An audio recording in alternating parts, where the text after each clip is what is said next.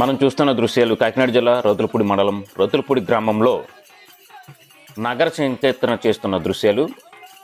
వీరు తెల్లవారుజామున 4 గంటలకు ఉదయాన్నే లేచి తలంటు స్నానాలు చేసి శుభ్రంగా ఆ కోదండరామస్వామి వారిని ఊరేగిస్తూ నగర సంకీర్తన గావించడం ప్రతిరోజు మనం చూస్తూ ఉంటాం. ఈరోజు కూడా చేస్తున్నారు.